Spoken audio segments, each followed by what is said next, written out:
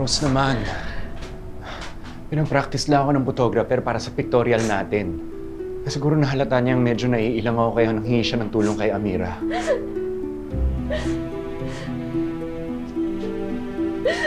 Hindi ako bulag, Alex. Kitang-kita ko, halos magkali ka na kayo ni Amira. Ngayon, sabihin mo sa akin, wala ka nang nararamdaman kay Amira. Rose naman eh.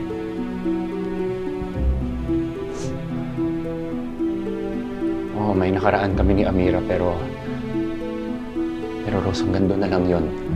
Rose, ikaw na ngayon pakakasalan ko. Pero sinong mahal mo? Sagot! Sinong mahal mo?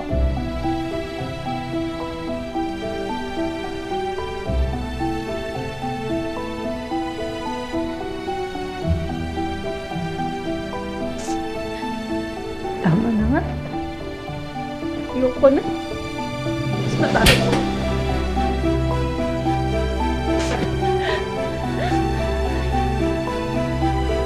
Rose.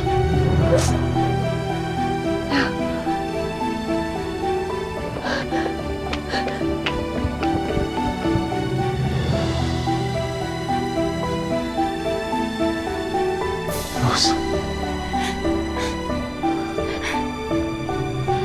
Rose, pag-usapan naman natin to. Bakit ba ganito?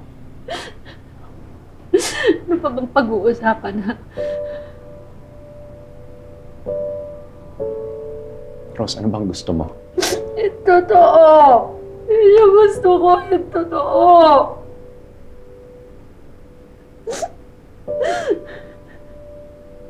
Gusto mo malaman yung totoo?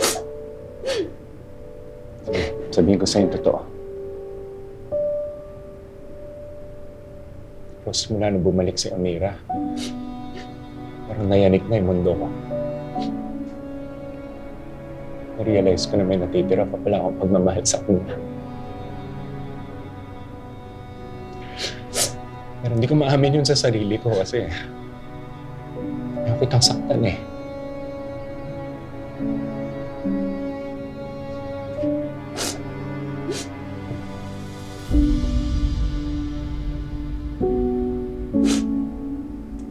Hindi tama nga ako. Naglolokohan nga lang tayo, ha? Rose, hindi kita niloloko. Ako, di ba napapakasalan kita? Ito, hindi ko naman tinatalikuran yun eh.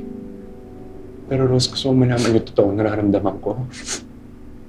Sasaktan din ako. Kasi sinusubukan kong gawin yung tama eh. Pero Rose, lahat minamasama mo. Lahat ng gawin ko, nagsiselos ka. Nagagalit ka sa ibang tao. Nakakapagod, Rose. Pagod na pagod na pagod na pagod na ako. Nauubos na ako, Rose. Teka, so ako pa yung mali? Ako pa yung problema? O di sige! Congrats! Malaya ka na sa akin! Huwag mo akong susundan, ha? Kundi magwawala talaga ako.